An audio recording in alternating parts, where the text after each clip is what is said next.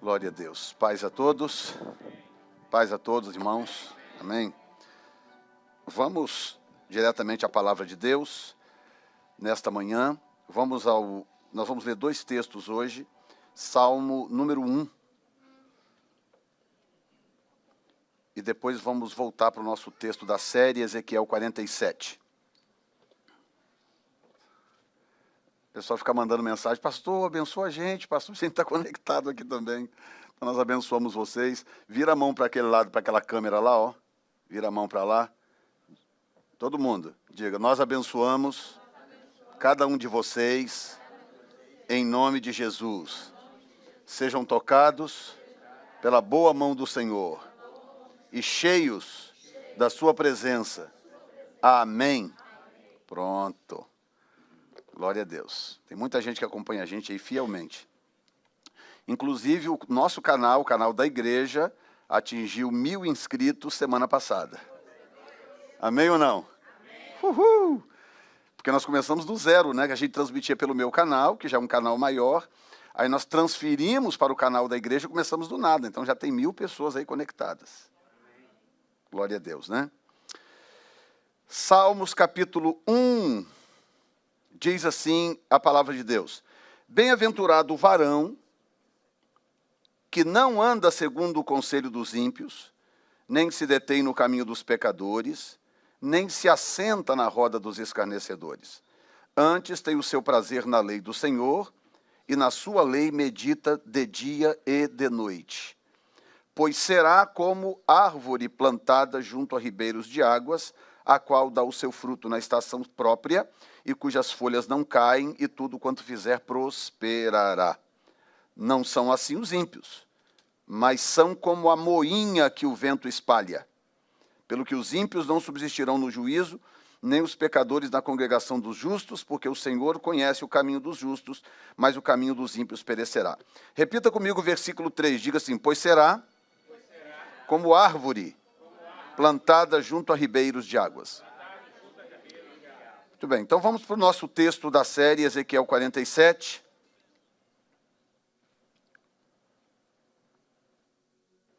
Semana passada eu falei sobre o versículo 6, né?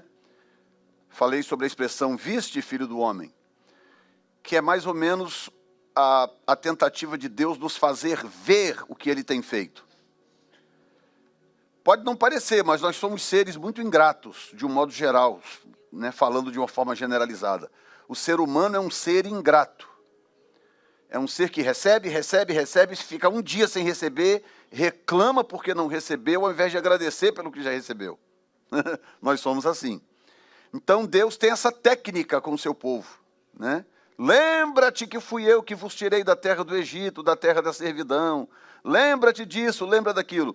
E esse viste, filho do homem, é uma forma de dizer: você está vendo o que eu estou fazendo, você viu o que eu fiz até agora, você está computando o que eu tenho feito. Hoje nós vamos a partir do versículo 7 que diz: e tornando eu, eis que à margem do ribeiro havia uma grande abundância de árvores, de uma outra banda. Opa, o que diz? O que diz o Salmo 1? Pois será como árvore plantada junto a ribeiros de águas. Diz que tornando eu, eis que à margem do ribeiro havia uma grande abundância de árvores, de uma outra banda. Então me disse: estas águas saem para a região oriental e descem a campina, e entram no mar, e sendo levadas ao mar sararão as águas. E será que toda criatura vivente que vier por onde quer que entrarem esses dois ribeiros viverá. E haverá muitíssimo peixe, porque lá chegarão as águas e sararão. E viverá tudo por onde quer que entrar esse ribeiro. Verso 10. Será também que os pescadores estarão juntos dele, do ribeiro, né?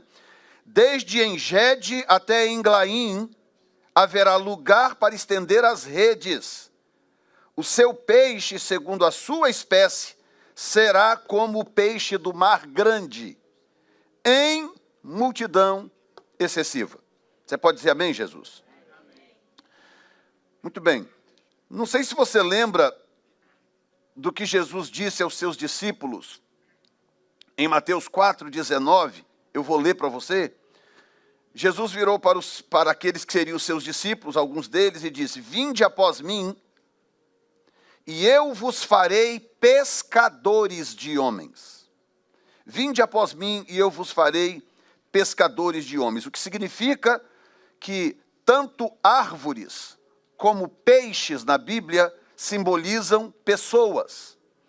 A diferença é que peixes simbolizam pessoas a se converter, e árvores simbolizam justos, porque árvore produz fruto. Então, quando a Bíblia quer falar do justo, do salvo, a Bíblia usa árvores como exemplo. Então, no Salmo 1, a Bíblia diz: bem-aventurado é o varão que não anda segundo o conselho dos ímpios. Portanto, bem-aventurado o justo, não é? E a Bíblia diz que o seu prazer está na lei do Senhor, e na lei do Senhor medita de dia e de noite, pois ele será como árvore plantada junto a ribeiro. Olha que coisa curiosa. Existe uma cidade na região sul dos Estados Unidos, se não me engano, Mississippi. Eu acho que o estado do Mississippi, se não me falha a memória.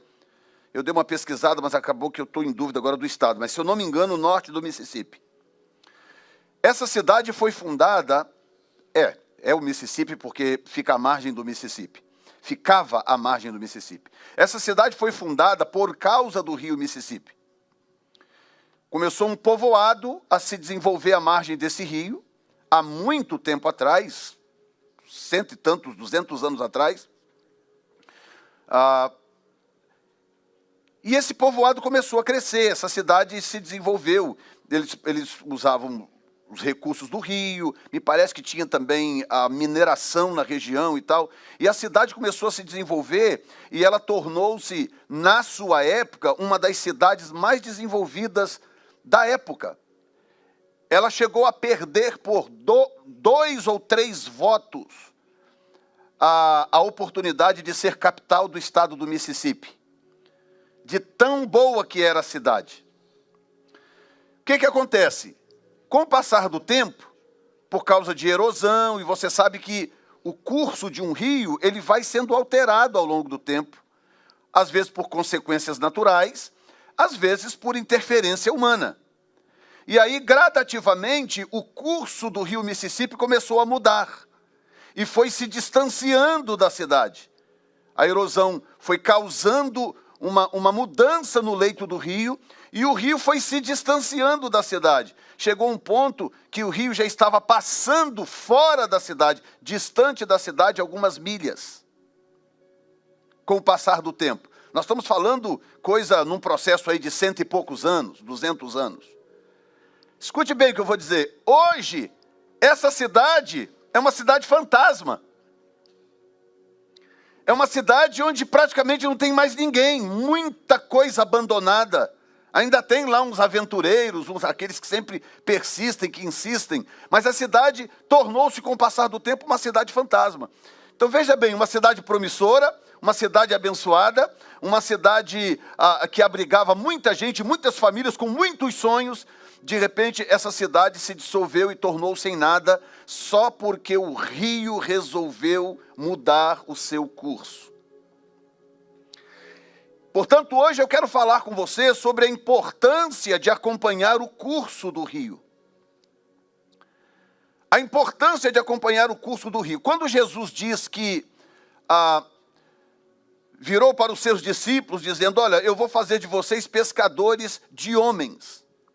Embora haja um lugar lá em Israel chamado de Mar da Galileia, essa é um apelido que eles davam para um lago. É um lago imenso que tem lá, chamado Lago de Genezaré, e ele é muito grande, muito farto de peixes, muita tilápia, inclusive. Tem 2 tipos de tilápias, ou um tipo de tilápia parece que só dá lá. Então é um lago. Então eles estavam muito acostumados a pescar em água doce, rios e lagos. Então quando Jesus vira para os discípulos e dizia assim, ei, vinde após mim e eu farei de vocês pescadores de homens, basicamente, ou implicitamente, Jesus estava dizendo para eles o seguinte, eu vou ensinar vocês a seguir o curso do rio. Imagine que se eu fosse pescador profissional, eu estivesse morando nessa cidade que eu acabei de descrever no Mississippi. Eu estaria morando lá ainda, sendo que o rio mudou de lugar? Não, eu mudaria junto com o rio. Porque se eu sou pescador e essa é a minha função, é para isso que eu vivo, eu preciso aprender a seguir o curso do rio. Portanto, eu quero que você entenda hoje o que esse texto está dizendo, e eu vou tentar falar um pouco mais devagar, apesar de que a mensagem é curta, porque eu preciso que você entenda algo. Jesus virou para os seus discípulos e disse assim, aquele que crê em mim, como diz as Escrituras, do seu interior fluirão rios de água viva. Presta atenção. Se eu voltar um pouco o texto aqui, que eu já preguei várias vezes nesse texto, você vai ver que o texto chega a dizer claramente que esse rio do qual estamos falando, ele flui do templo. Diz assim que o rio, essas águas, fluem do templo. Mas nessa visão de Ezequiel, que trata-se de eu já expliquei para vocês, trata-se de águas vivas que brotarão do seio da terra e que fluirão em Israel, e como tudo tem a tendência de descer para o lugar mais baixo, quando essa água fluir, ela vai descer para o Mar Morto, que é a região mais baixa da terra. O Mar Morto está abaixo do nível do mar. É a região mais baixa da terra. Então essa água vai descer para o Mar Morto. O que acontece quando essa água viva descer para a região do Mar Morto, que é uma região morta? Por isso que chama Mar Morto. Lá não dá nem bactéria. Quando ela descer para essa região, ela vai equilibrar a salinidade do Mar Morto e vai trazer o Mar Morto de volta à vida. Vai restaurar o mar. Por que isso é importante? Tem uma importância para Israel, mas tem um simbolismo para nós. E o simbolismo é, Deus tem o poder de restaurar qualquer coisa que já morreu. Deus tem o poder de restaurar sonhos, projetos, idealismos. Deus tem o poder de restaurar vidas, pessoas. Deus tem o poder de restaurar o seu coração, de ressuscitar o seu espírito, porque Ele é Deus, Ele é o dono da vida. Você pode dizer amém, Jesus? Amém. Muito bem, então eu quero chamar você a atenção para duas coisas. Primeiro é o versículo 8, depois eu volto no 7. O 8 diz que essas águas saem para a região oriental e descem à campina, e entram no mar, esse mar é o Mar Morto, e sendo levadas ao mar sararão as águas. Então, diga comigo, oriental, que é o Oriente. O texto está dizendo, escute bem, o Espírito Santo falou uma coisa comigo muito interessante quando eu estava lendo esse texto. Essas águas fluem ou correm, elas saem para a região oriental. Então vamos supor que aqui está o templo, que Ezequiel está vendo. Ele vê ao sul do altar fluindo essas águas, e elas fluem e elas têm uma direção. Direção. Então eu vou voltar agora nos evangelhos. Quem crê em mim, como diz as Escrituras, do seu interior fluirão rios de águas vivas. Então quando eu falo de águas vivas, eu estou falando de quê exatamente? Eu estou falando de um nível de relacionamento com Deus, entre o homem e Deus, entre você e Deus, que ultrapassa os limites da religião. Ultrapassa até os limites da igreja. Porque se o seu relacionamento com Deus é vir na igreja no domingo de manhã e participar do louvor e ouvir o pregador a pregar, meu Deus, eu lamento profundamente pela sua vida. Eu lamento profundamente, porque alguém que vive assim, vive uma vida sem significado, sem sentido. Porque o significado da vida está exatamente no relacionamento do homem com Deus. Se não há relacionamento entre o homem e Deus, não há significado na vida. Tudo que é feito para um propósito. Alguém que fez essa televisão, fez para um propósito. Alguém construiu, desenhou, dimensionou essa televisão para um propósito específico. Ah, mas tem um vidro na frente, tudo bonitinho, eu acho que eu vou fazer um aquário. Aí eu arranco as peças todas de dentro, boto água ali, primeiro que a água não vai ficar, né? Ou seja, as coisas só têm sentido se elas servirem ao propósito para o qual foram criadas. Tudo aqui, isso aqui tem um propósito, essas caixas têm um propósito, essa bateria tem um propósito, aquele piano tem um propósito, esse microfone na minha orelha tem um propósito. As cadeiras onde você está sentado tem um propósito. Se a gente começar a alterar o propósito das coisas, ou a função, né? A palavra função parece até que tem mais sentido, porque ela tem a ver com a execução imediata do propósito. É a função. Você está sentado numa cadeira. Imagina se a gente pegasse essas cadeiras, empilhasse todo num canto e todo mundo começasse a sentar no chão ou em cima da bateria, e começasse a alterar a função das coisas, ou o propósito das coisas. Não faz sentido. Então, nós fomos criados para relacionamento. Você pode dizer a palavra relacionamento com aquele entusiasmo que você adorou a Deus? Diga. Relacionamento. Nós fomos criados para relacionamento. Por isso que a gente vive em packs, né? Desse jeito, a gente vive em grupos, né? Porque a gente foi criado para isso. Então eu me relaciono com a minha esposa, me relaciono com vocês, me relaciono com outras pessoas, me relaciono. Você se relaciona, porque nós fomos criados para relacionamento. Ninguém consegue... Tem um canal que eu acompanho, né, eu assisto lá em casa, um cara que vive isolado, sozinho, num lugar lá no Alasca. Ele comprou uma terrazinha lá no Alasca e ele mudou para lá. E aí tem um canal na televisão onde ele filma tudo e tal. E eu assisto aquilo porque eu fico impressionado. Como que é possível? Como consegue? Como é possível? Completamente isolado lá no meio do nada, uma pessoa sozinha. É muito difícil, porque nós fomos criados para propósitos. Por isso que família é um organismo extraordinário, criado por Deus. E, by the way, família só funciona porque foi Deus que criou. Sim ou não? Quem concorda comigo? Família só funciona porque foi Deus que criou. Porque, do contrário, não funcionaria nunca. Um monte de gente com pensamento diferente, opiniões diferentes, vontades diferentes, tudo dentro de uma mesma casa vivendo junto. É ou não é? Aí de vez em quando um quer estrangular o outro, né? Aí no outro dia está todo mundo apaixonado um pelo outro, fica aquele negócio e a vida vai e funciona. Mas funciona porque foi Deus que criou. Amém? E por causa da nossa necessidade de viver em comunidade, de desenvolver ou praticar relacionamento. Tá? Então, não tem como. Então, quando o Senhor vem e fala, quem crê em mim? Aí o detalhe, como diz, ou dizem as Escrituras, do seu interior fluirão rios de águas vivas. Então, quando Ezequiel diz que essas águas fluem do templo, ele não está dizendo que ela flui do templo físico. A água literal, sim, ela vai fluir da região onde estará o templo. A água física, a água literal, natural. Mas espiritualmente, já que Jesus diz que os que creem nele, como diz as Escrituras, do seu interior fluirão rios de águas vivas, o que acontece? As águas espirituais, as águas vivas que restauram cidades, pessoas, famílias, elas fluem de nós. Então, quando nós congregamos, e buscamos a Deus, adoramos a Deus, como fizemos aqui, um tempo onde a gente esquece tudo e adora a Deus, coletivamente. O fato de nós termos um relacionamento, diga de novo, relacionamento.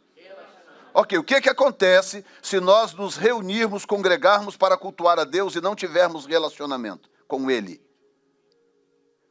Aquele que crê em mim, como dizem as Escrituras, do seu interior fluirão rios de águas vivas. Ok, e se nós congregarmos uma vez por semana, mas não tivermos qualquer relacionamento com Ele, não haverá água fluindo de mim, portanto, não haverá água fluindo do templo. Porque é a água que flui de mim, e essa água, você sabe, simboliza a abundância de Deus, simboliza a própria presença de Deus, simboliza uma série de coisas, mas eu posso resumir em abundância da presença de Deus para facilitar a sua compreensão. Então tem que fluir de mim primeiro. Diga, essas águas precisam fluir de mim primeiro. Aí nós nos reunimos, e aí sim, o louvor está ajustado, está fluindo. Você veio de casa porque você tem vida com Deus, você tem relacionamento com Deus. Você também está fluindo. Aí o outro, nós temos aqui oração à noite, todas as noites, das 8 às 8h33. E no começo eu não entendi por que Deus deu essa estratégia. Depois eu comecei a perceber o que está acontecendo. Ele está gerando nas pessoas esse relacionamento. Ele está gerando isso nas pessoas, para que cada um comece a deixar fluir a sua própria água, para que flua de mim, flua de você. Vai chegar uma hora, o que acontece se eu derramar uma garrafa d'água aqui, é uma coisa, mas se todo mundo pegar uma garrafa d'água e começar a derramar, vai dar outro efeito, sim ou não? Outro efeito completamente diferente, porque nós começamos a unir a força, o poder ou o impacto daquilo que está fluindo a partir de nós. Porém, eu quero que vocês entendam isto. Estas águas saem para a região oriental. O que acontece? Agora eu vou aplicar de uma outra forma para você entender um outro ângulo da conversa. Embora essas águas vivas fluam de mim também, as águas vivas são o próprio Cristo, ou aquilo que Cristo tem para me dar. Então, quando eu busco ao Senhor, quando eu me proponho a conhecer ao Senhor, eu entro numa saga. Você sabe por que algumas pessoas ficam a vida inteira naquela marolinha da vida religiosa, aquela marolinha? Passa uma semana, um mês, um ano, 2, 3, e você vê que algumas pessoas nunca crescem espiritualmente, não há sinal de crescimento espiritual em algumas pessoas. Por quê? Porque elas ficam naquela marolinha espiritual. Por que elas ficam na marolinha espiritual? Porque buscar a Deus dá trabalho. Buscar a Deus, desejar a Deus é um negócio que dá trabalho. Eu vou colocar da seguinte forma para te ajudar a entender. Deus é a pessoa mais difícil que existe. Ninguém é mais difícil do que Deus. Deus é difícil, Deus é complicado, Deus é chato, Deus é enjoado. Deus não é uma pessoa fácil de lidar. Deus é cheio de vontades, cheio de coisinhas. Ele é cheio de picuinha. Cheio de coisas, Deus.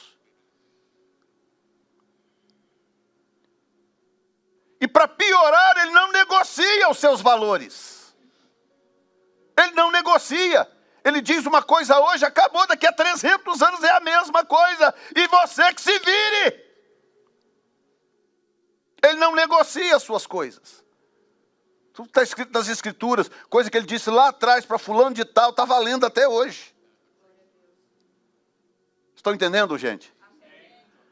Por que Deus é assim? Porque Ele sabe o seu próprio valor. Ele sabe o valor do que Ele tem para dar.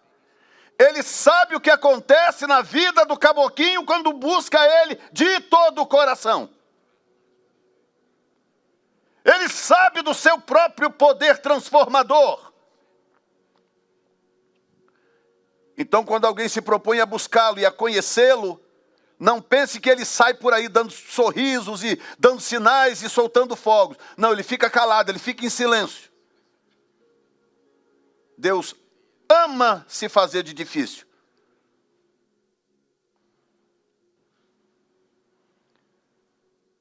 Estou te assustando hoje?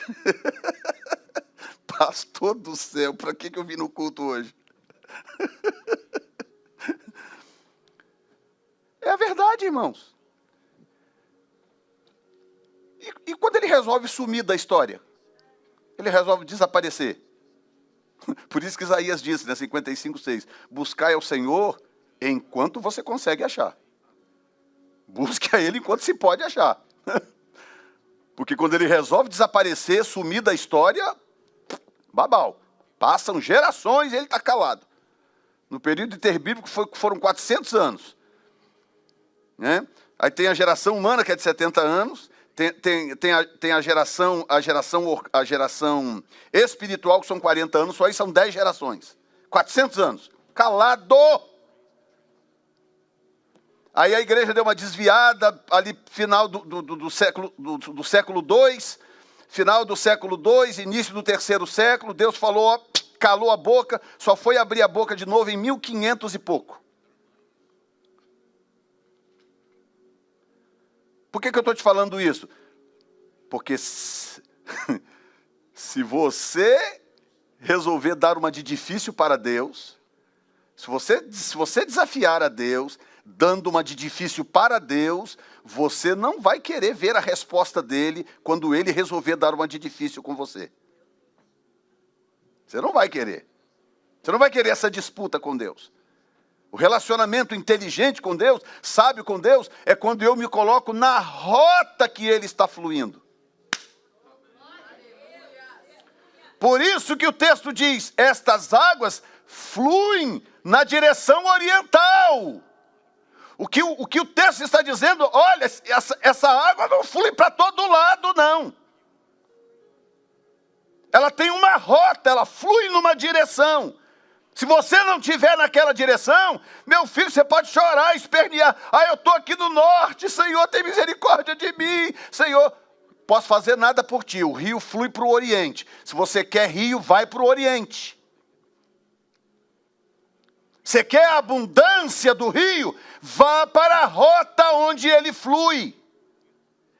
Alguém está entendendo hoje? Você tem que estar na rota de Deus. Não siga a sua própria rota, o seu próprio caminho, porque vai dar problema. Uma hora os seus recursos acabam. O rio de Deus tem a sua própria rota. Ele segue a sua própria rota. Ele não muda de direção. Mas não vai nessa rota, Deus, porque no final dessa rota tem o mar mais morto da terra. Não me interessa, eu vou seguir a rota que eu preciso seguir. E Deus continua na rota pré-determinada. Essas águas fluem para a região oriental, descem a campina e entram no mar. Aí diz, e sendo levadas ao mar, sararão as águas. Esse rio se basta. Há uma abundância de vida em Jesus, que flui de Jesus. E se eu seguir a minha vida, vou seguindo a minha vida, e vou vivendo. Irmãos, sabe o que Davi disse? Davi disse que a vida humana, que o homem é como um sopro. Meu Deus, mas parece que eu já vivi tanto. Sobe um pouquinho a temperatura, que eu tô vendo a Sônia aqui, daqui a pouco ela é debaixo da cadeira ali, tadinha. Sobe um pouquinho, tá em quanto aí? Sobe aí, pelo menos um.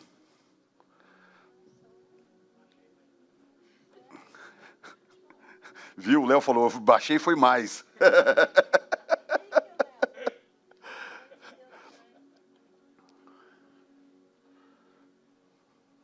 Thank you.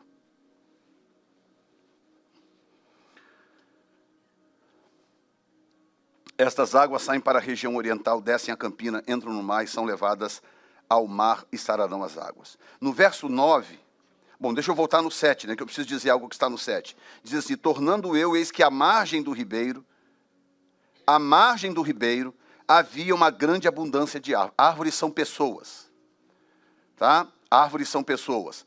Pessoas justas, pessoas prontas, pessoas que conhecem a Deus. Peixes também são pessoas, mas pessoas a serem resgatadas para Deus. Tá? Por isso que o Senhor diz para os seus, vou falar de vocês pescadores. Vocês serão pescadores de homens. Pode ser só uma curiosidade, mas dentro da palavra pescadores está a palavra pecadores. Você sabia disso? Tira o S do pescadores, vira pecadores. Então, pescadores resgatam pecadores. Portanto, o peixe tem esse tipo de simbolismo. Os dois simbolismos aparecem no texto. Então, vamos falar primeiro das árvores. Bem-aventurado o varão que não anda segundo o conselho dos ímpios, não se detém no caminho dos pecadores, nem se assenta na roda dos escarnecedores. Então, do que o texto está falando? O texto está falando de uma desaceleração. Olha bem, bem-aventurado o varão que não anda, não se detém e não se assenta. Então é um processo de desaceleração. Ninguém começa a sua decadência sentando.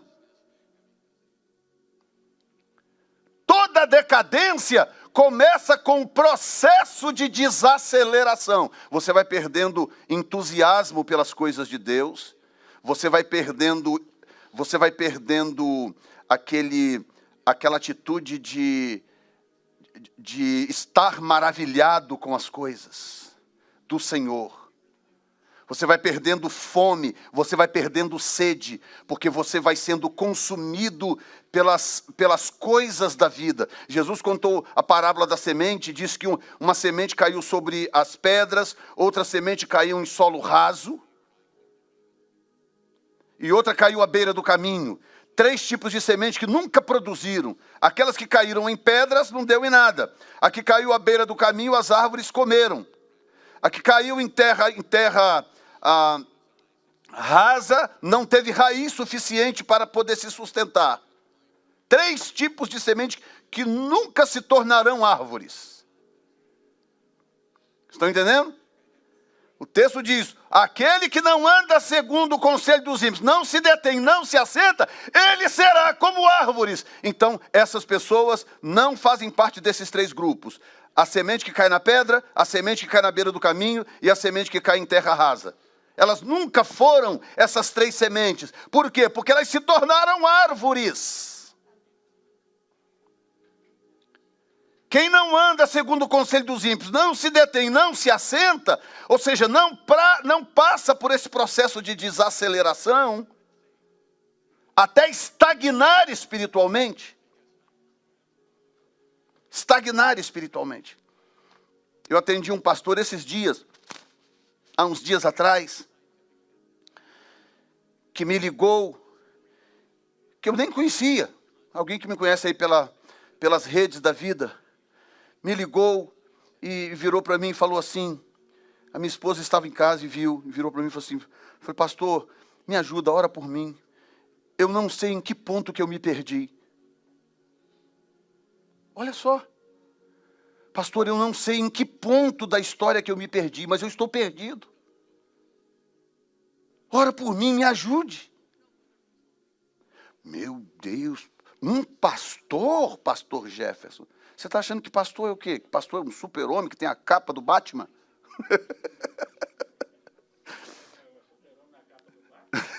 Não, que é o super-homem ou que tem a capa do Batman? Pode até ter a máscara do Batman, como o Léo ali, né? O Léo está parecendo meio Batman, meio Zorro, né?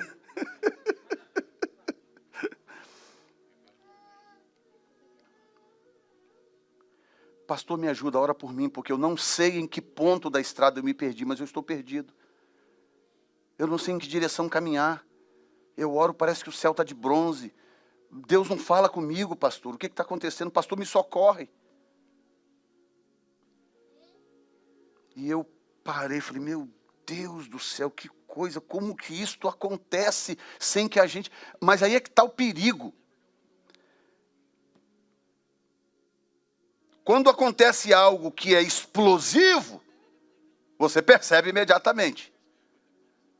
Mas quando a coisa vai num processo gradativo de desaceleração, e o diabo está investindo naquilo, tem dias, tem semanas, tem meses ou anos. Principalmente quando há conforto. Conforto é um perigo. triste notícia que eu vou dar para você. Nunca houve avivamento em nenhuma época quando houve conforto. Nunca houve.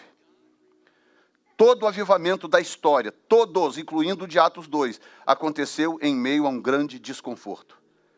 A igreja precisa entrar em desconforto para voltar a invocar o Senhor e voltar a depender de Deus. Vocês estão entendendo? Pastor Jefferson, fala uma coisa dessa, pelo amor de Deus. Então busque a Deus enquanto o conforto está aí. Porque se nós não buscarmos a Deus enquanto está tudo bem, vai vir o momento em que eu vou ter que buscá-lo para ver se eu consigo restaurar as coisas. Porque só o fluir do rio de Deus é que é capaz de restaurar todas as coisas. Digam amém. Porque o texto diz que quando essas águas chegam ao mar, elas saram o mar. O mar é símbolo de povos. Então, quando ele diz que à margem desse rio havia uma abundância de árvores, eu estou falando de pessoas. Quem são as pessoas que vão usufruir do fluir do rio de Deus, da abundância de Deus? E quando eu digo abundância, você entende que eu estou falando da abundância em todas as áreas, né? Provisão de Deus em todas as áreas. Abundância de Deus em todas as áreas. Quem são as pessoas que vão usufruir dessa abundância? Quem são essas árvores que estarão plantadas ao longo desse ribeiro? O salmista responde: aquele que não anda segundo o conselho dos ímpios, não se detém no caminho dos pecadores, nem se assenta na roda dos escarnecedores. E diz assim: antes tem o seu prazer na lei do Senhor, e na sua lei medita de vez em quando tem tempo.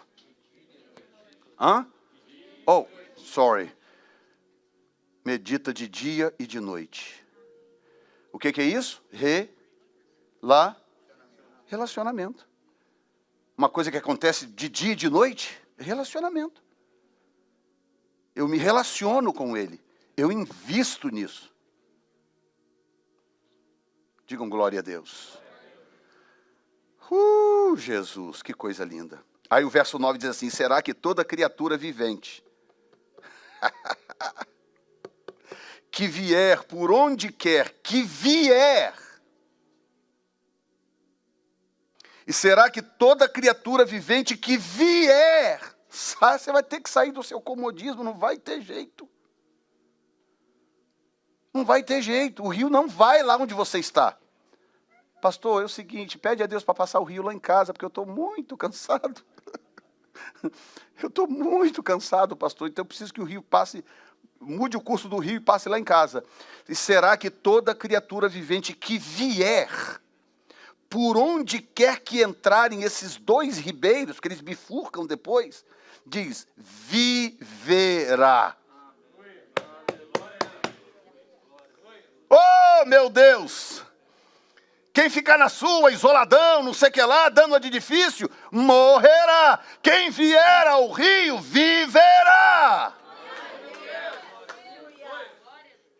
Essa sempre foi a proposta de Deus, desde sempre. Desde sempre.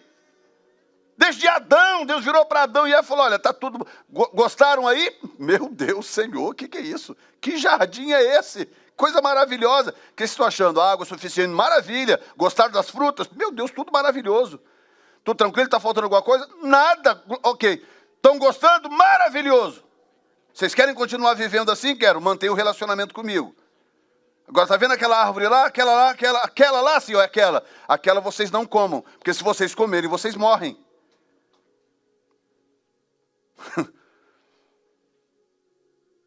Deus estava testando. Aí fica, que fruta é essa? É não sei o quê, é a maçã, não sei o quê. Eu li um artigo, vocês acreditem se quiserem. Eu li um artigo há pouco tempo atrás, onde o indivíduo desenvolve uma tese para tentar provar que o fruto do Éden era o kiwi.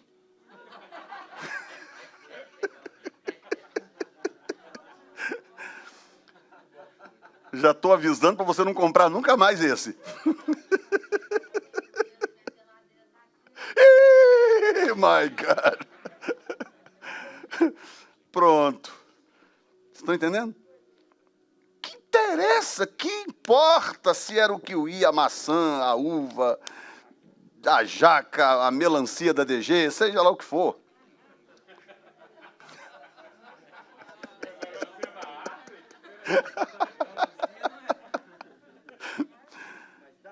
Que me importa, porque não é essa a jogada. A jogada aqui não é que fruta era essa, meu Deus.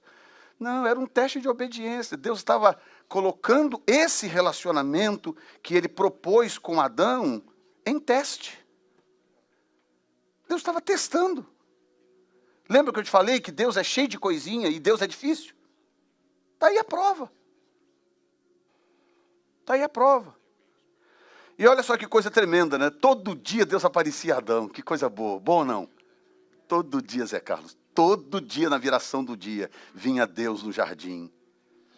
Entrava. Gente, vocês ouviram eu dizer que era todo dia? Na viração do dia, Deus entrava no jardim. Aquela presença de glória. E aí, Adão, como é que tá? Ô, pai, tudo bom, tudo bom. Como é que foi seu dia hoje? Aí eu imagino lá, Deus sentava lá, não tinha cadeira estofada, não tinha nada disso, sei lá, Deus sentava num tronco de árvore daquele lá. E aí, Adão, me fala do seu dia hoje aí. Ah, Senhor, hoje foi tremendo. Eu descobri aquele rio lá, eu nadei hoje o dia inteiro, aproveitei e tal. E também tem uns animais novos ali, botei o nome deles lá e tal. O que o senhor acha do nome tal? Não, Adão, o que você fizer está feito. A terra é sua. Todo dia. Conversava, e aquele bate-papo. Ok, Adão, estou indo, eu volto amanhã, hein? Ok? Deus desaparecia. No outro dia está Deus de novo lá. Ei, Adão, cheguei. Oh, Senhor, que maravilha. Olha, hoje eu fiz isso, fiz aquilo e tal, e tal. Tudo maravilhoso. Deus criou Eva, apesar de que tem gente que diz que Adão comeu do fruto porque Deus fez Eva. Mas isso aí é outra história. Eu acho que isso é intriga da oposição. Continua orando.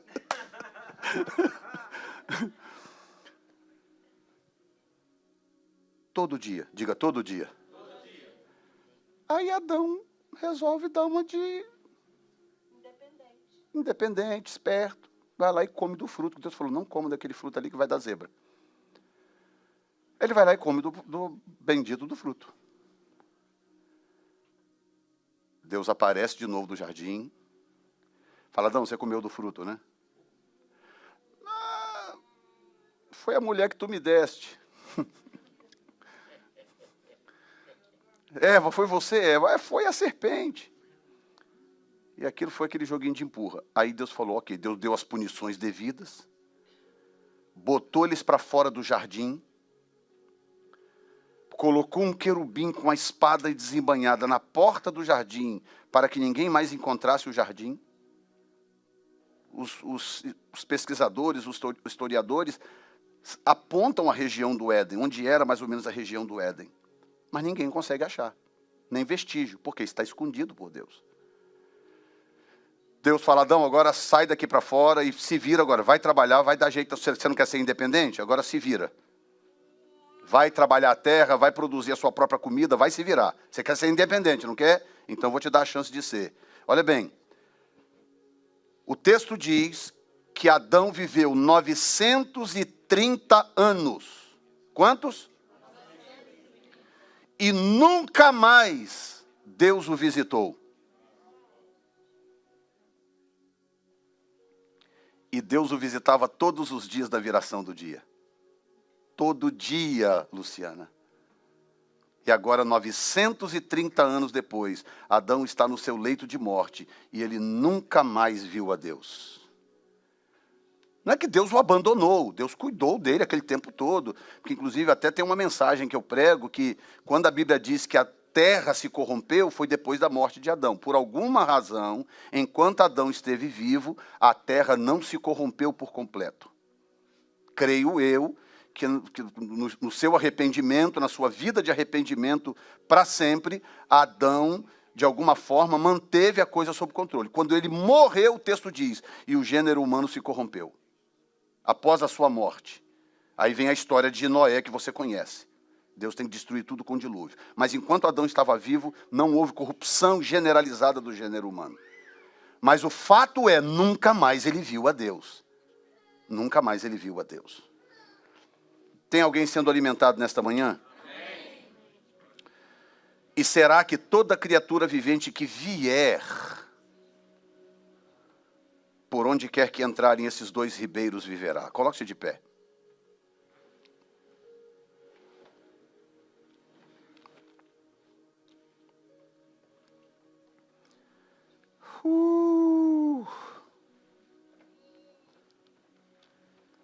Eu espero que você entenda nesta manhã, esteja entendendo esses dias, a importância de você estar afinado com o Senhor, de você estar pactuado com Deus, de você estar presente aqui para adorar coletivamente junto com seus irmãos, de você cultivar esse relacionamento.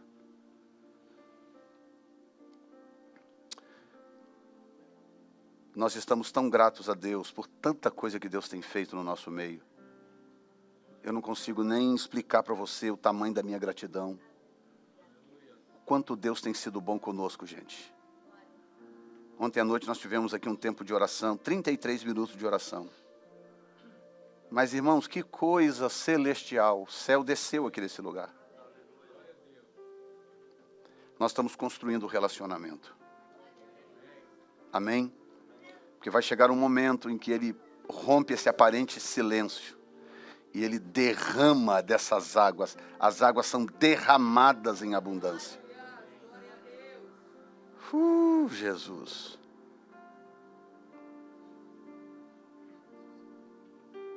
Senhor, eu quero te agradecer nesta manhã.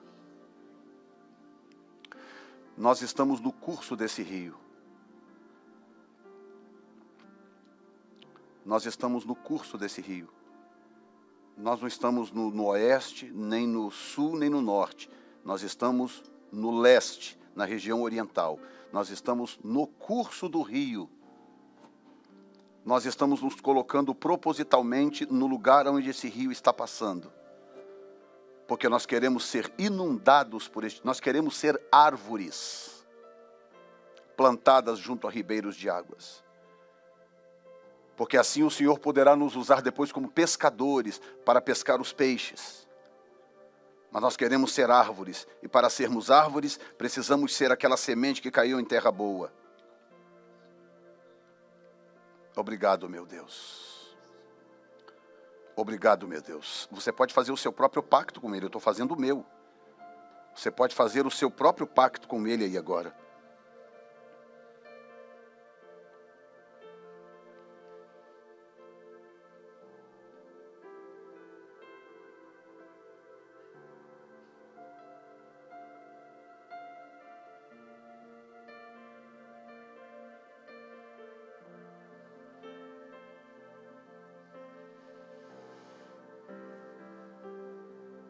Me leva à sala do trono, mostra tua beleza, quero ver tua face.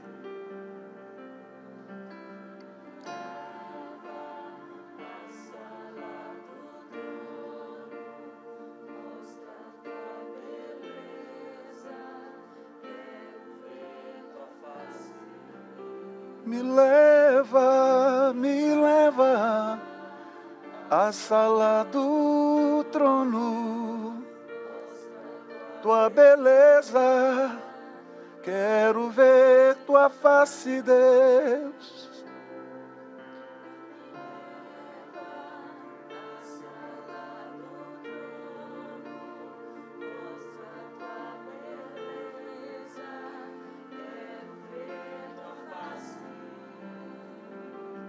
Diga lindo, lindo, lindo, lindo és, glória, glória eu te dou.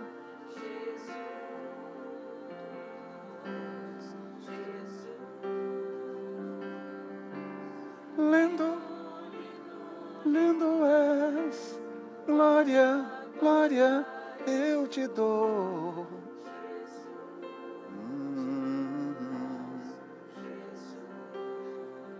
Me leva à sala.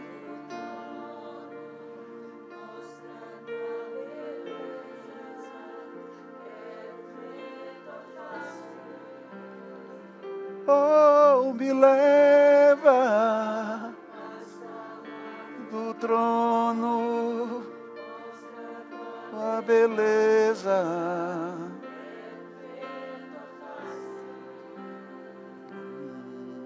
O que é que os anjos veem que nos fazem se prostrar? É a beleza da glória dele.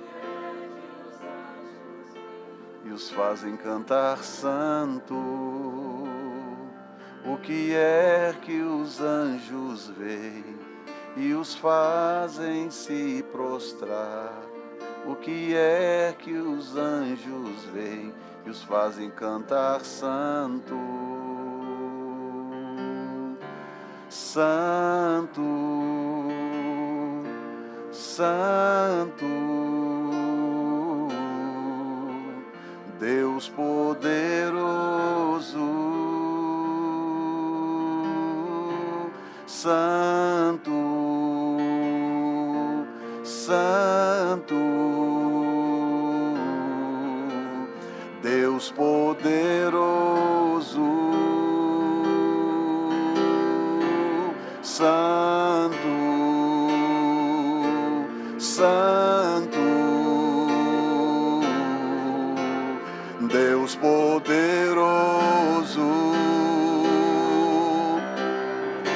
santo, oh, santo, oh, Deus poderoso,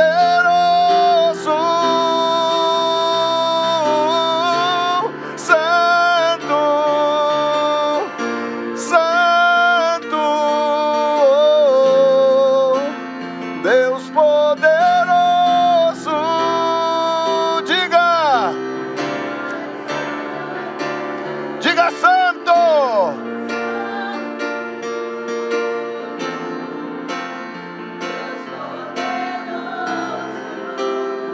Diga, diga, diga, diga.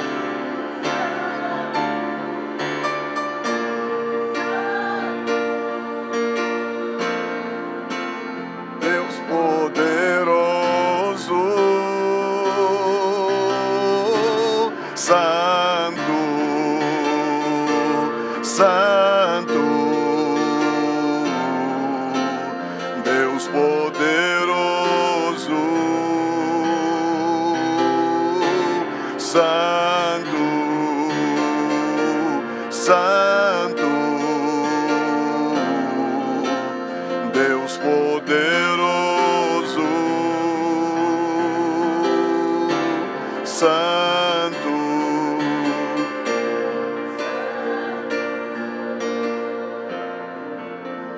Deus poderoso.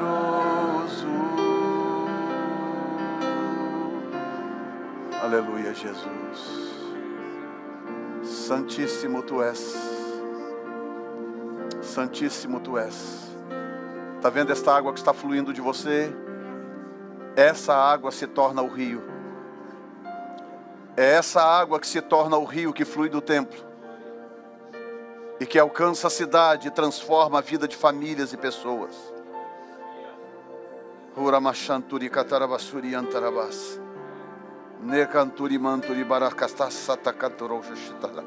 Hira katarabassara katarabasuria. Jesus. Obrigado, Jesus. Você pode dar um aplauso ao Senhor nesta manhã em gratidão a Deus.